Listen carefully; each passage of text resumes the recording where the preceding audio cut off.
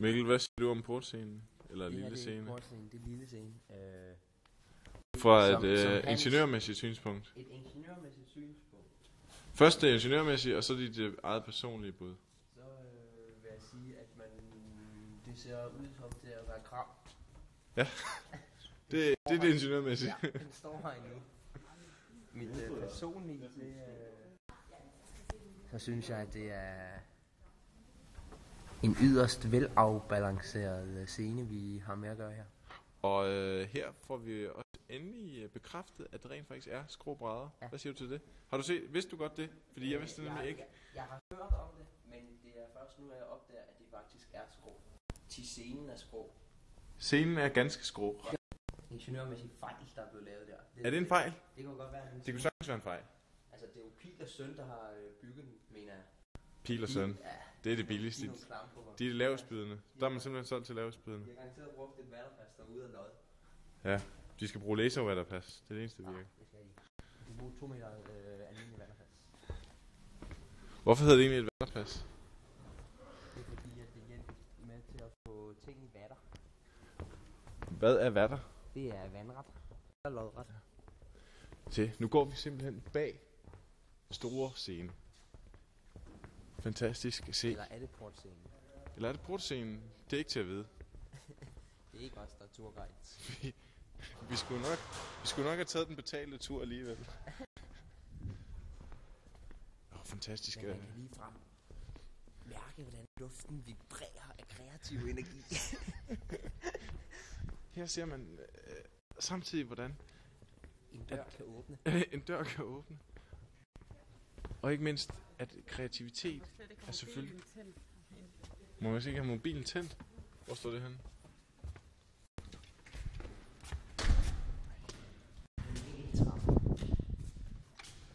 Hop. Så er vi på store scene. Vi er ikke på store scene, vi er på store scene. Vi er backstage, eller bagscene, som det hedder på det. Og det er altså scene til. Vi skal ikke gå ind det er altså lige nu, det er sådan en kæmpe jerndør. Forskellen på skuespil og teater.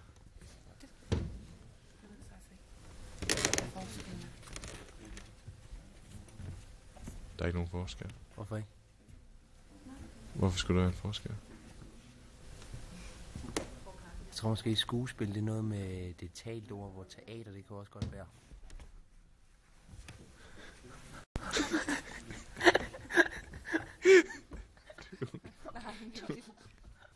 Du er en freak. Så du siger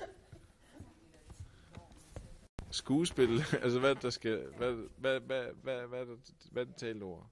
Det er skuespil. Nej, det er teater. Nej. Teater er ikke nødvendigvis. Skuespil, der skal der tales. Ja. Det skal der ikke i teater. Nej. Mime kan også være kaldt. Det tror jeg, det står fuldstændig for egen regning. Det er konklusion. Har du ikke dansk ordbog på din mobil? Så kan du slå det op. Jeg har Wikipedia. Teater. Ja. Vi spørger Emma. Skal vi spørge Emma? Jeg tror, teater det er en kunstform, hvor skuespillet ligger ind under. Emma, hvad er forskellen på skuespil og teater? Dig som filmkunstner, du må kunne knytte nogle ord til det. Emma, jeg synes, du er blevet så stille her i din ungdom. Da jeg var i din alder, var jeg meget højlydt. No comments. Det her bliver en film om... Der er sikkert nogle installationer. Der er sikkert nogle fede elinstallationer. Og det er en god vinkel, det her.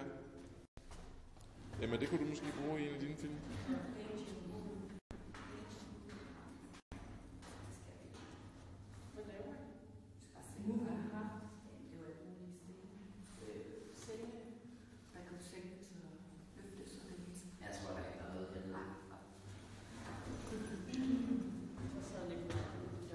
Godt du fik. Se, det er en rød stophane. Hvorfor er det en stophane? Altså, den er jo lige så meget start, hvis man åbner den. Men kan den kun gå den ene vej, eller? Så skal den skiftes hver gang, eller hvordan er det? Nej.